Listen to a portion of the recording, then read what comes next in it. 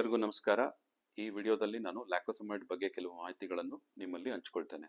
ಲ್ಯಾಕೋಸಮೈಡ್ ಫಿಟ್ಸ್ನ control ಮಾಡೋದಕ್ಕೋಸ್ಕರ ಉಪಯೋಗಿಸ್ತೇವೆ. ಇದು ಹೊಸ ಥರದ ಒಂದು ಔಷಧಿ. ಇದು ಮೆಕ್ಯಾನಿಸಮ್ ಆಫ್ ಆಕ್ಷನ್ ಅಥವಾ ಕೆಲಸ ಮಾಡೋ ರೀತಿ ಸ್ವಲ್ಪ ಭಿನ್ನವಾಗಿದೆ. ಏನಂದ್ರೆ ಇದು ಮೆದುಳಿನ ಒಂದು ಸೋಡಿಯಂ ಚಾನಲ್ ಅಂತ ಏನು ಹೇಳ್ತೀವಿ ಅದನ್ನ ಬ್ಲಾಕ್ ಮಾಡಿ ಕೆಲಸ ಮಾಡುತ್ತೆ. ಹಳೆ ಮೆಡಿಸಿನ್ಗಳು ಇದರ ಮೇಲೆ ಇದೇ ಥರ ಕೆಲಸ ಮಾಡ್ತಿದ್ವು. ಆದರೆ ಇದು ಮಾಡೋ ರೀತಿನ ನಾವು ಮೆಡಿಕಲ್ ಎಕ್ಸ್ಪ್ಲನೇಷನ್ ಏನು ಹೇಳ್ತೀವಿ ಅಂದರೆ ಸ್ಲೋ ಇನ್ಆಕ್ಟಿವೇಶನ್ ಆಫ್ ಸೋಡಿಯಂ ಚಾನಲ್ಸ್ ಅಂತ ಹೇಳ್ತೀವಿ. ಹಾಗಾಗಿ ಇದರ ಸೈಡ್ ಎಫೆಕ್ಟು ಮತ್ತು ನಾರ್ಮಲ್ ಆಗಿ ಓಲ್ಡರ್ ಡ್ರಗ್ಸ್ ಮೇಲೆ ಬರ್ತಿದ್ದ ಎಫೆಕ್ಟ್ ಡಿಫ್ರೆಂಟ್ ಆಗಿದೆ.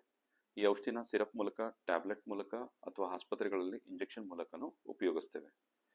ನಿಮಗೆ ಮೆಡಿಸಿನ್ ನಾವು ಪ್ರಿಸ್ಕ್ರೈಬ್ ಮಾಡಿದರೆ ದಯವಿಟ್ಟು ಯೋಚನೆ ಮಾಡಿ ಅದು ಕರೆಕ್ಟ್ ಟೈಮಿಗೆ ತೊಗೊಳ್ಳಿ. ದಿನಕ್ಕೆ 2 ಸತಿ ತೊಗೊಬೇಕು. ಟೈಮಿಗೆ ಕರೆಕ್ಟಾಗಿ ತೊಗೊಳ್ಬೇಕು. ಏನಾದ್ರು ಮರ್ತೋದ್ರೆ ನೆನಪು ಬಂದ ತಕ್ಷಣ ತೊಗೊಬೇಕು. ಆದರೆ ಬೆಳಗ್ಗೆ ಒಂದು ಡೋಸಿಂದ ಮರ್ತೋಗಿದ್ದು ತಿರ್ಗಾ ರಾತ್ರಿ ಡೋಸ್ ಜೊತೆ ಡಬಲ್ ಮಾಡಬಾರ್ದು. ಎಲ್ಲ ಮೆಡಿಸಿನ್ ಥರ ಇದರದ್ದು ಒಂದು ಕೆಲವಾದ ಸೈಡ್ ಎಫೆಕ್ಟ್ ಬರೋ ಸಾಧ್ಯತೆಗಳಿದೆ.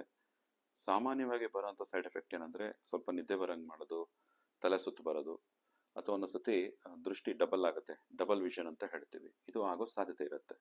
ದೊಡ್ಡವರಲ್ಲಿ ಅಥವಾ ವಯಸ್ಸಾಗಿರೋರಲ್ಲಿ ಅಥವಾ ಹೃದಯದ ಕಾಯಿಲೆ ಇರೋರಲ್ಲಿ ಇದು ಹಾರ್ಟ್ನ ರಿದಮ್ನ ತೊಂದರೆ ಮಾಡ್ಬೋದು. ಇದಕ್ಕೆ ನಾವು ಮೆಡಿಕಲಲ್ಲಿ ಅರಿಥ್ಮಿಯಾ ಅಂತ ಹೇಳ್ತೀವಿ ಅಥವಾ ಕಾರ್ಡಿಯಕ್ ರಿದಮ್ ಡಿಸ್ಟರ್ಬೆನ್ಸ್. ಅದಕ್ಕೋಸ್ಕರ ECG ಅಂತ ಹೇಳಿ ಏನು ಎದೆಪಟ್ಟಿ ಅಂತ ಹೇಳ್ತಾರಲ್ಲ, ಅದು ಒಂದ್ಸತಿ ಮಾಡಿಸ್ಕೊಂಡು ನಂತರ ಔಷಧಿ ತಗೊಳ್ಬೇಕಾಗುತ್ತೆ.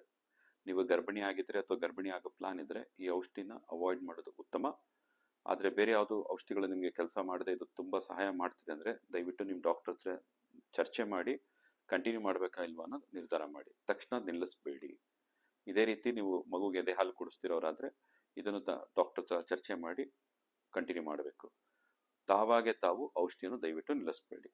ಓವರಾಲ್ ಏನು ಹೇಳ್ಬೇಕಂದ್ರೆ ಈ ಔಷಧಿ ಹೊಸ ರೀತಿಯಲ್ಲಿ ಕೆಲಸ ಮಾಡುತ್ತೆ, ತುಂಬ ಎಫೆಕ್ಟಿವ್ ಇದೆ, ಮತ್ತು ಇದರದ ಸೈಡ್ ಎಫೆಕ್ಟ್ಗಳು ತುಂಬ ಕಮ್ಮಿ ಇದೆ.